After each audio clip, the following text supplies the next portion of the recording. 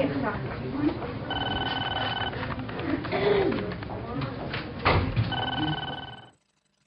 Bueno, en tiempos de mucho ruido, de griterío, de una mayor afición a imponer que a escuchar, nos parecía que no habría forma más sugerente de iniciar este acto que escuchando la reflexión de un sabio, de un humanista, de uno de los filósofos contemporáneos más importantes.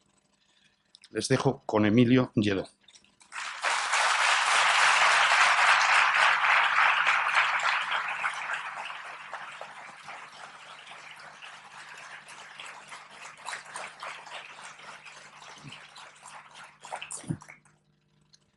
Bueno, eso de que le presenten a uno como un filósofo da un poco de miedo, ¿no?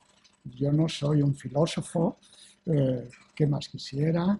Soy un profesor jubilado de filosofía.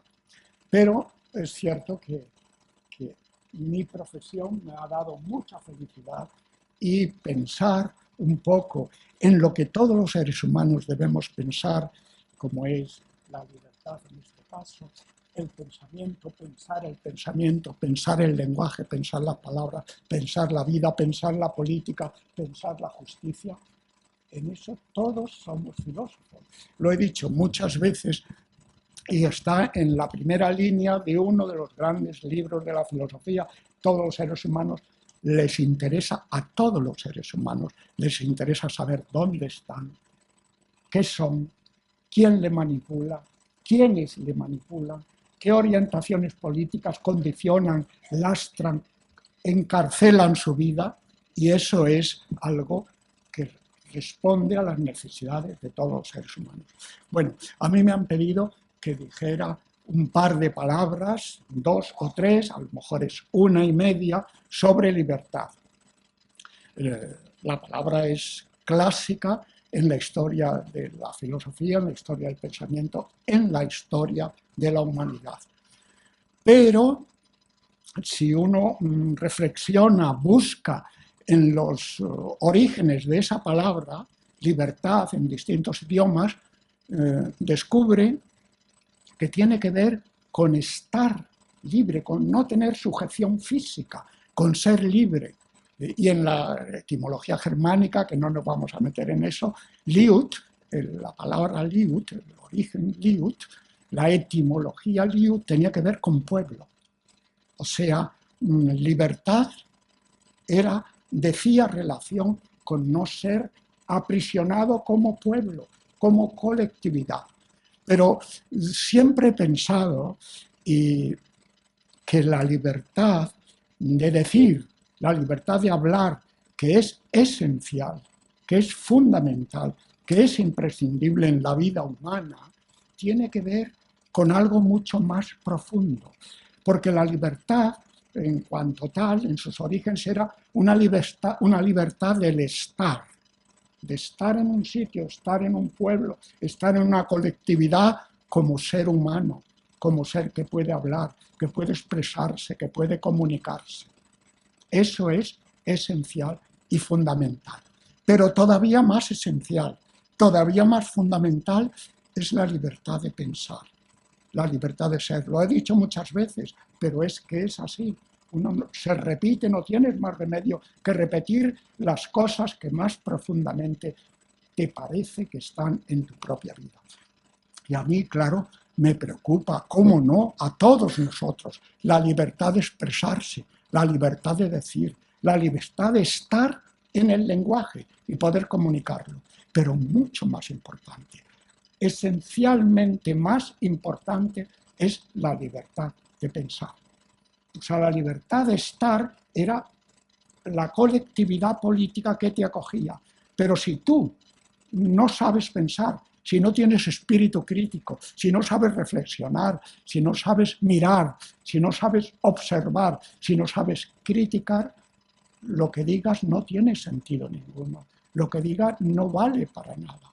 La libertad es esencialmente una libertad de pensamiento, una libertad de que las neuronas fluyan sin que desde pequeño te hayan condicionado por una escuela no bien o una escuela desencaminada o una escuela fanatizada haya metido en tu cabeza una especie de grumos mentales.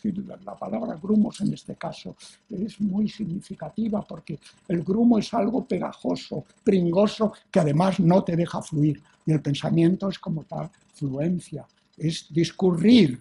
Decimos discurrir, discurre bien, porque es como un río.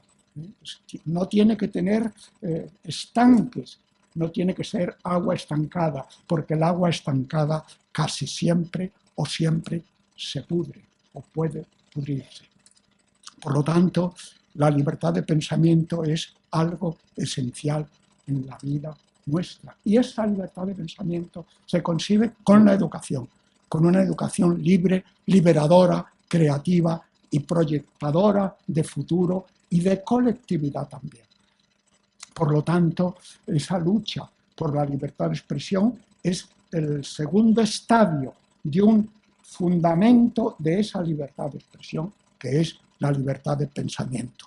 Y para poneros solo un único ejemplo, y con esto acabo, me llama la atención que en el Quijote, cuando Ricote se encuentra en la segunda parte, ya que estamos en el, permitidme la referencia cervantina, yo no soy cervantista, pero he leído muchas veces el Quijote, pues me llama la atención que cuando Sancho encuentra, cuando viene de la ínsula donde le han hecho burlona y estúpidamente los duques gobernador o jefe o político, organizador de la polis barataria, pues se encuentra con Ricote, que es un morisco exiliado, que se ha ido de su país, ha tenido que dejar a su mujer en Argel, etcétera, a sus hijos, y cuenta su vida. Y es un momento emocionante y hermoso en donde aparece esta palabra de libertad de conciencia, libertad de pensamiento. Ricote le dice a Sancho, bueno, que se fue a Alemania y que allí encontró que la gente vivía como quería, porque en todas partes reina, y la palabra es técnica, libertad de conciencia. Y muchos anotadores modernos, cervantistas, ponen abajo una nota, libertad de conciencia, libertinaje. O sea, Ricote se había ido en esa tragedia a pasárselo bien a Alemania. Es una falta de sensibilidad y además era un vocabulario típicamente erasmista. Es Gewissenfreiheit y luterano, libertad de conciencia. Y Cervantes tiene el valor de poner esa palabra clave. Y nuestros modernos cervantistas dicen libertinaje. Muchas gracias.